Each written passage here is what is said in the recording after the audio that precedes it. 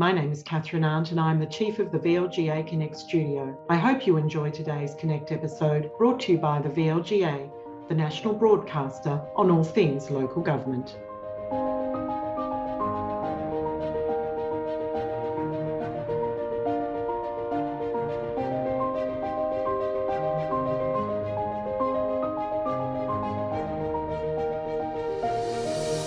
Hello everyone and welcome back to VLGA Connect, and as part of our State Election 2022 series, we're talking all things infrastructure today. To help me with the conversation is the CEO of the VLGA, Kathryn Arndt. Hi Kathryn. Hi Chris, how are you today? Very well, thank you. Good to see you again. And we're very privileged today because we have the CEO of Infrastructure Victoria joining us, Dr. Jonathan Spear. Jonathan, great to see you again. Great to be here. Thanks, Chris, and to be here with you too, Kathryn. It's really happy to be talking about this subject with all of VLGA members. Thanks, Terrific. Jonathan. If Chris, if you don't mind, I might just for our viewers let them know that we are running a Victorian state election series, and this is just one of the many conversations that we're having, and we're delighted, as you said, to have Jonathan with us today from Infrastructure Victoria. We're running a combination of pre-recorded interviews, such as the one we're doing today, and also some live Q&A panels, but stay tuned and we'll send out some more information after this program goes out. But back to you, Chris. Thank you. Excellent. Thanks, Kathryn. Now, Jonathan, you've been in the role, total of acting and confirmed in the role earlier this year, about 18 months now. Congratulations, because I don't think we've spoken to you since that was affirmed. Thanks, Chris. I've obviously been really enjoying. I've been with Infrastructure Victoria since the very start. It's been a real privilege to step into the CEO role, and been great to be out and about talking to lots of stakeholders, including lots of local governments in the work we've been doing. And obviously we'd like to get a sense of the local government aspects of that work in our discussion today. Perhaps for the uninitiated, could we start with just a quick explanation of the role of Infrastructure Victoria and how that intersects with state government? Yeah, Chris, absolutely. So Infrastructure Victoria is the state's independent infrastructure advisor. So we're not the Victorian government. We were created by an Act of Parliament in 2015 with support from all parties. And we've got three main roles. One is to deliver a 30-year infrastructure strategy, and our latest version of that was tabled in August of last year, and we're going to talk more about that today, of course. We also give advice to government on all sorts of interesting questions like the gas transition or waste and recycling or electric vehicles. And so we've done a lot of that work in the past. And we also undertake research, which is designed to inform government's policy and decision making. And I think one of the things about Infrastructure Victoria was we take our independence very seriously. The evidence base that we use, we make sure that we consult really broadly across all industries, with members of the community, and certainly with local government. We've got a long history of doing that. And we're designed really to be able to inform all parties of the Parliament and all stakeholders about Victoria's infrastructure needs and some of the practical both investments and other policy changes that will help us meet those needs. Jonathan, you mentioned the 30-year strategy that was launched last year. Can you give us a high-level summary of what's in that strategy? And it's something that, of course, all the detail of this and all the underpinning information is on our website. So if anyone wants to dive deeper in any of the things we talk about today, as is our way, you'll find all that information there to use. The 30-year strategy really looks at both the current challenges right now, but also over coming decades. And that's a key part of our role, is to have that long-term vision about where the state might be going, the challenges and opportunities, and the role of infrastructure in getting there. It's got four key things. So the first one is about addressing the big challenges that we've got as a community. So things like the energy transition, climate change, making the best of the technological changes that we're facing, and of course, having a more circular economy. The second section of the strategy looks at how we manage the significant growth in both Melbourne and our regional cities, and the role of infrastructure in doing that so that they remain really high quality, livable places. The third part of the strategy is really focused on economic growth and productivity. So the role of infrastructure in doing that, and some of this, of course, is about big major transport infrastructure projects, but it's more than that. It's about how we make the most of the infrastructure we've got already. And the fourth component of the strategy is a very deep focus on regional Victoria. Its infrastructure needs, particularly to help its economic growth and build those strengths that regional Victoria has, but also to address some of the disadvantages that exist in regional Victoria and the role that infrastructure has in really addressing some of that. So that's the 30-year strategy. We'll talk a bit more in detail of it, but it gets tabled in Parliament for all parties to see. And then what happens is that the Victorian government is required to respond to that strategy. And what's really pleasing is that when the government responded to our updated strategy, there was really strong support for the direction of the recommendations, and over 90% of them are supported in whole or in part. So really the challenge before us for all parties is the implementation of the strategy's recommendations in the coming years. And it'll be interesting to watch as the parties bring out their platforms as they relate to infrastructure, as to how well aligned that is, of course. And our audience is looking at the local government angle. Perhaps if we can delve into some of those aspects. Active transport is one, Jonathan. I've noticed a lot more councils bringing out walking and cycling strategies and plans. Your strategy has a lot to say about what needs to happen there. Absolutely, it does, Chris. And this is both on the basis of research we've done, but also we had lots of consultation with local government and community, and that desire for an acceleration of the investment in high quality walking and cycling infrastructure was something that came through loud and clear. And of course, there's targets that the state has as well to increase the level of active transport and reduce transport emissions, which this is related to. And during COVID, we saw lots of people getting on their bike and walking, and so harnessing that's a real opportunity. So what we've recommended is that there's an opportunity for the state government to really work in partnership with local governments to accelerate the delivery of high quality cycling infrastructure, which is really the biggest opportunity there is those safe, separated cycling lanes. And that's something that local governments have traditionally been largely responsible for.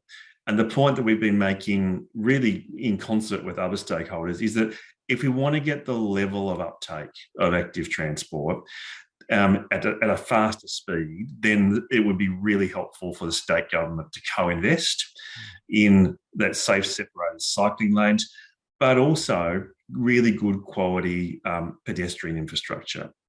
And this is particularly around activity centres in both Melbourne and its suburbs, but also in regional cities as well. That there's real opportunities to have more active transport trips when we got that good infrastructure. And probably the third plank of it is the tree canopy we have actually makes a difference to whether people use active transport. In particular, do they, is it comfortable to walk from their home to the station or to the shopping centre, and that makes a big difference. So there's a strong strain throughout this strategy of thinking about tree canopy as a form of infrastructure, which really is very complementary to active transport. We've recommended a 30% tree canopy be targeted in the growth areas of Melbourne, but I've also called out for the retrofitting, if I can talk about trees that way, where there's active transport pathways as well. I know it certainly makes a difference, doesn't it? And I often plan my walking or running route as where there's going to be a little bit more shade than perhaps sunlight. But what about public transport, Jonathan? I mean, COVID saw a drop in the number of people choosing to use public transport. And we've talked about the more active transport, people now, walking, but also people are working from home more often. What does the strategy say about public transport, and where do you see the need for new investment or policy change? Yeah, it's a great question, Kathy. So the strategy got lots to say about public transport. And probably the other thing I should add is that at Infrastructure Victoria, we've done a bunch of work on some of those behavioural changes that we're seeing from COVID and how that affects how we live and work in the infrastructure we need. And that's available on our website if people want to dive deeper into that. We're certainly seeing a lower level of uptake of public transport. Maybe it's around about 50% in Melbourne at the moment, but it's variable through the week as well. And of course, use of cars has really bounced back quite strongly. The other thing with working from home, our modelling has shown that in the medium term, so if you look a decade or so out, if we continue to work from home, which seems pretty likely, at least a few days a week, people will be more inclined to live further away from central Melbourne and central regional cities than where they do now, and still commute though on those days when they do, a reasonably long distance to activity centres, both central Melbourne and central regional cities. So working from home is not going to solve our need for good transport infrastructure. It's made a lot of other differences in our lives. So one of the key takeaways of COVID is good public transport infrastructure remains necessary, and a focus on continuing to connect, particularly those outer areas of Melbourne and regional cities with good public transport infrastructure remains really important. And that is in part suburban road upgrades, but it's also extension of railway lines and a big opportunity for bus services to be re-examined and delivered, because of course they can be delivered quite quickly and relatively cheaply. So that's one piece. We can't take our eye off the ball. We've certainly recommended use of technology, so continuing to upgrade signalling for trains and trams to increase capacities and service levels over time as people come back to public transport.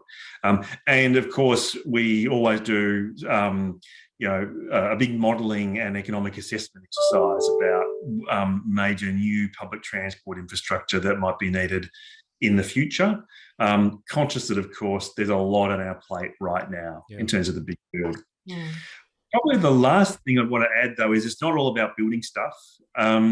We have identified a real opportunity to get people back on public transport with cheaper fares. In particular, we've recommended much more use of off-peak public transport fares. So, when it's being cheaper to travel outside of those peak periods. So we've got a much bigger ability to spread the time that we work now. We've seen that through COVID. And having off-peak fares that are cheaper does seem to us like a really good way to get people back on the bus and back on the train and the tram. And also it'll maximise the use of the big build assets that we're putting in, over a long period of time. Jonathan, just before we move off public transport, you mentioned bus services there. I've noticed quite a few councils these days are calling for more frequent bus services, and it seems to be countered by an argument that there's insufficient use now to justify more services, and it's a chicken and egg type discussion. Does your strategy address what needs to happen there? Yeah, it does. So apart from those pricing issues, and we certainly say that buses should be much cheaper because we think that's part of the issue, but it's not all about price. It's also about service frequency and directness of service. And so we are calling for a much clearer differentiation between those local routes that can be a bit meandering and less often, that provide a sort of safety net, if you like, for people to travel. And that does remain important. But differentiating those from those services that are really serving, they need to be much more direct and fast to get people often to either train stations or work activity centres and universities. And then then there's another layer, which is really those buses that are serving almost like trains. Mm-hmm. We see that, for example, in that sort of Doncaster area of Melbourne. So being much clearer about what is the service that each area needs, and being willing to reform those services to meet those needs through that kind of layering is something that we think there's a lot of opportunity for. And to the credit the Department of Transport and Victorian Government are currently working with bus operators to start a reform process, which is something that we're fully supportive of as well. The circular economy, Jonathan, hot topic, particularly with a local government lens, of course. Where do you see that in terms of your 30-year strategy and the role of councils in getting some real traction in that circular economy space? Yeah, so Chris, that's something we're pretty passionate about. We did a dedicated piece of work a couple of years ago advising the Victorian government, but working really closely with local government and industry about the need to reform our economy so it's more circular. So because we've got a dedicated section in the strategy about recycling and the circular economy. And I think the highlights of that are continuing to call for co-investment by Victorian government for the infrastructure we need to actually process the materials, because that's one of the barriers that we've got. And we know that that's part of this equation. And we've done quite detailed advice about that. And it's good to see the government's starting to set up Recycling Victoria at the moment as part of their strategy, which is designed to help work with delivering of that infrastructure, working in partnership. So, but there is a bit of a way to go in realising that and delivering that infrastructure. The second thing is about there's got to be an end market for this stuff. So and that's one of the challenges we had a couple of years ago with stockpiling. Apart from being able to process it, even if you can process it with the recycling infrastructure, it's got to have somewhere to go. Again, we're seeing some good progress starting on that with use of recycled product increasingly in some of the big build projects and by local governments. We're going to need to keep on supporting that changing standards so we can use it, encouraging the research and development of it. And that's, again, promising, but we need to keep our eye on that. Of course, a key thing for local governments is that ease for households and businesses to do the sorting and the curbside experience that they have. We have recommended a 4-bin system, which is something Victorian government, of course, has since announced they're doing, and we've got a rollout happening over coming years. That combined with consistency of education is something we've called for, and again, the Victorian government can work with local governments to make sure there's that consistency. So, there's some of the key parts of the strategy, and I think it's very much in tune with the direction that many local governments are going, backed by their communities in many instances, and that's certainly what we heard when we did our work. And the Victorian government is supporting that as well, both with their policy and the Recycling Victoria establishment. Another big issue, of course, is the changing climate conditions. It's a big issue for government and the economy. Councils are often leading the way to develop, local solutions to reduce greenhouse gas emissions and adapt to the changing climate. What does Infrastructure Victoria see as the focus areas when it comes to climate, or the big focus areas in particular? Yeah, and Kathryn, we've heard similar things from local governments and the community. So, as I said earlier, one of the components of the strategy is around those big challenges that we face, and we start with climate change and the energy transition. That's really the front end of the strategy. We think it's so important. So and there's probably two components to it. There is how we navigate the energy transition that is currently underway, and so what we've made is recommendations. Some of them are around the energy infrastructure itself. So the need for renewable energy zones to be established throughout Victoria, and then to connect them into the major cities where there's going to be high demand for those, as well as the importance of interconnectors between Victoria and other states, because of course we have a connected up energy system on the eastern seaboard.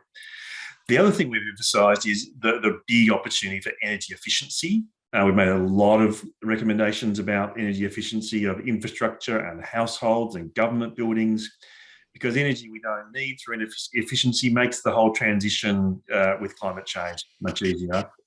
We've also done a dedicated piece of work on the transition of the natural gas sector and how the pathways it has towards getting to net zero as well. Then of course, there's a lot of that's in the mitigation of climate change, but we are going to experience climate change. We're experiencing it already. And so we have made recommendations about taking into account that changing climate in the way it's going to affect our infrastructure, so making it more resilient.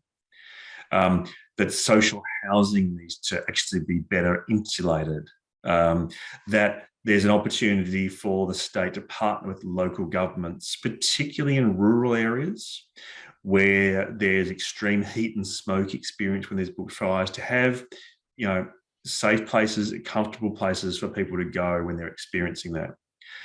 And maybe the last part of this, Kathy, is that we need to get better right up front when we're thinking about building infrastructure, about the carbon that's embedded in what we build, and whether we account for that, how we account for that when we do our business cases, and thinking about that in addition to the time and the cost and the scope of what we're delivering, because that's really the next frontier of us thinking about how we start to address climate change and where infrastructure investments start to be made.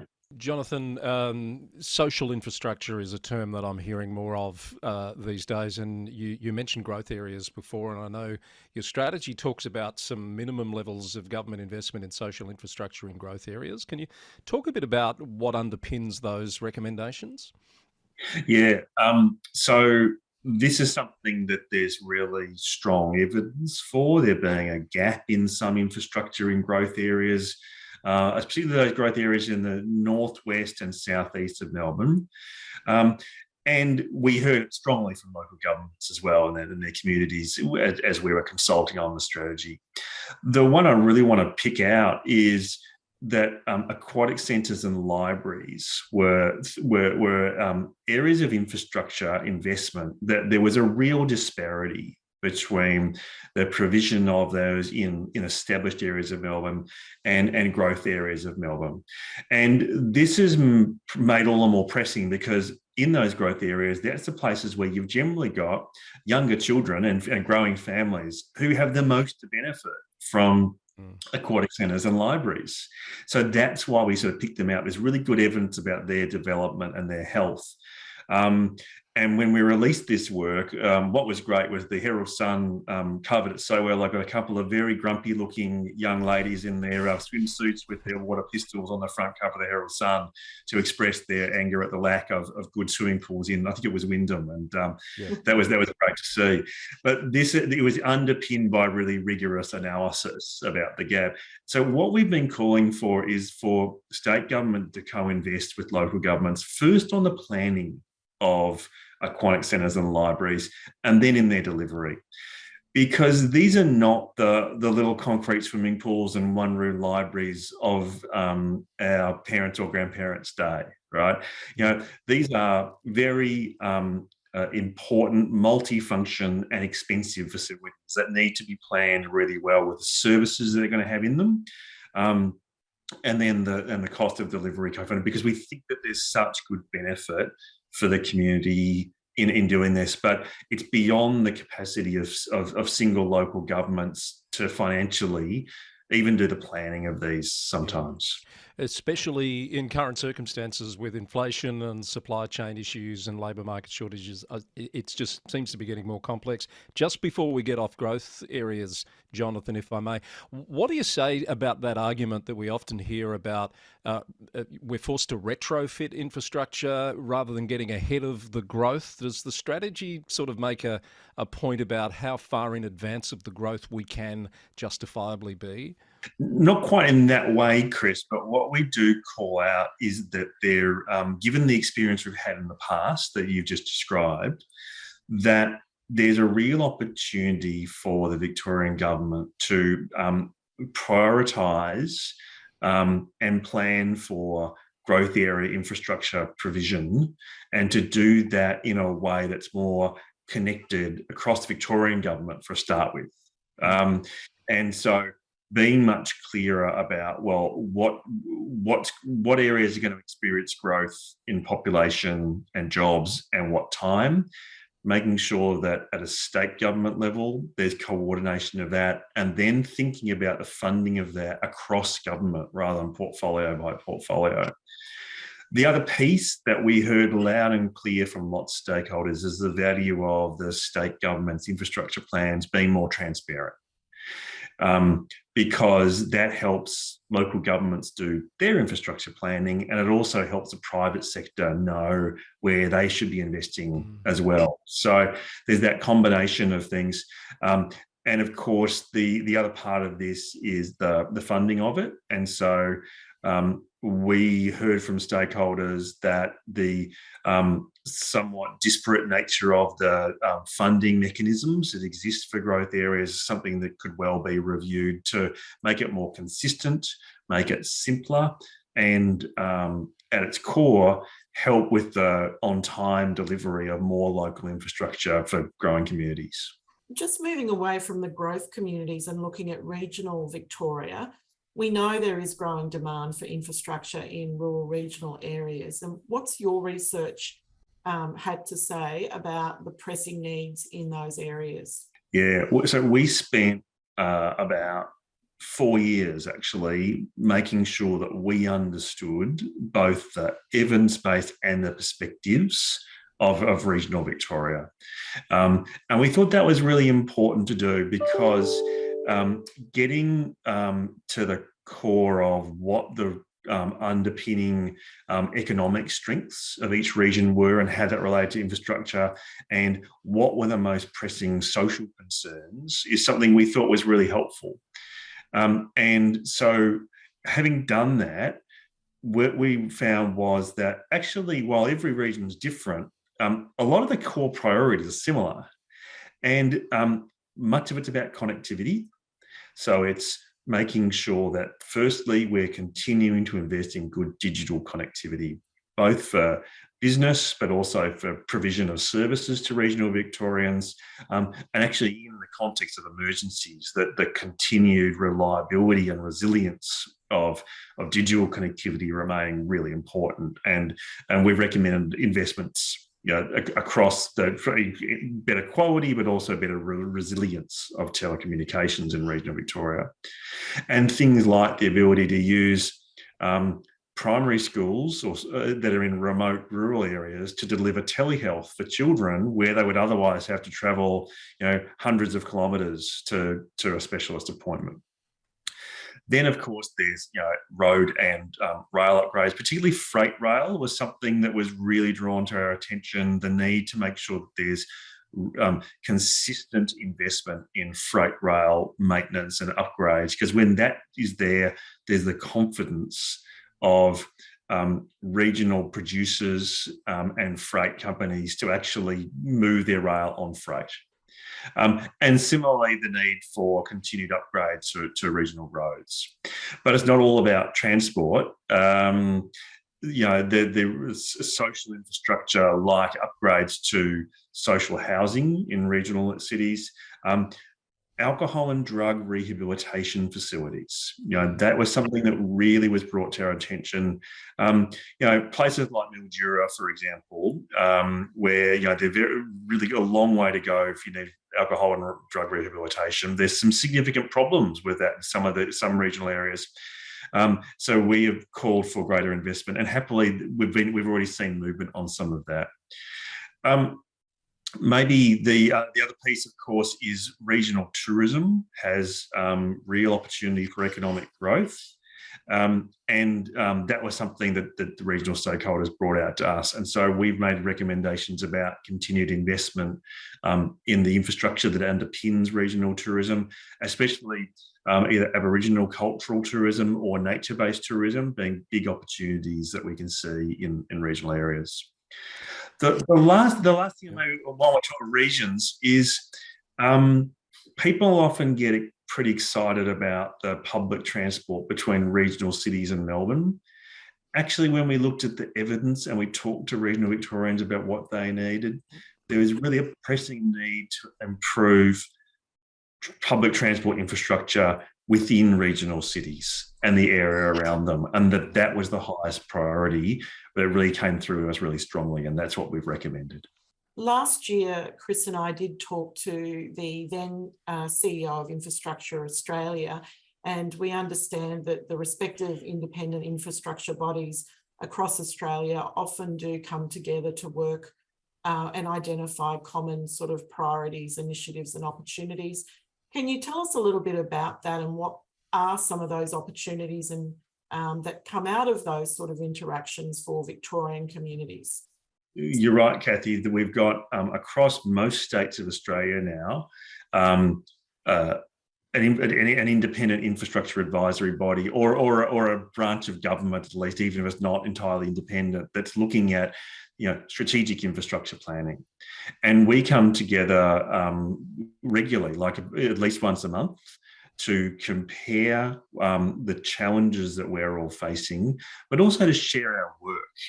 And that's really important, because what we consistently find is that if we do a detailed piece of work for Victoria on recycling and resource recovery infrastructure, or on the transition of natural gas to net zero, while that might be focused on Victoria, usually the outcomes of it are relevant to other jurisdictions in Australia. And so that's what the sort of sharing that happens between us, so that but collectively we can improve the quality of advice we're giving to governments and communities.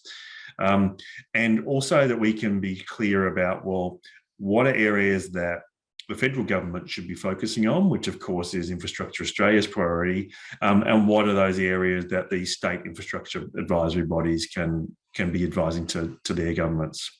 In doing that, the thing that we often find, of course, is the really important role of local governments, both in informing us about what the issues are and the evidence base is, but also in delivering infrastructure for their communities, and often it is in partnership with state or federal government, and the critical nature of that. That's a really consistent theme, of course, that we often hear. Thank you. That's been really useful. Thanks, Jonathan. It has. Thank you, Jonathan. And I hope people have been taking notes and making a bit of a list, actually, so that they can compare those sorts of ideas about future directions with the different platforms that come out as we get closer to the election. We really appreciate your time, Jonathan. Thank you very much for sharing that with us. Always a pleasure. And I hope it's useful. And yeah, there's 94 recommendations in that strategy. So there's a bit of a checklist for everyone to have a look at. Thanks for that, Jonathan. We do appreciate you being part of the VLGA State Election Series. We will actually be talking next week, not part of this series, but just part of the general Connect series with the Federal Minister for Local Government, Minister Christine McBain. So perhaps we'll ask her some questions about infrastructure policy and at a national level. But for our viewers, stay tuned for our next live panel as part of the state election series, which is coming up on the 16th of September, where we'll be meeting with the Victorian Local Government Minister, Melissa Horne, and you'll have an opportunity to ask her some questions. If you do want to register, check out the VLGA website. Lots to come from the VLGA Connect State Election 2022 series. Thanks very much for joining us today, and we'll see you again very soon.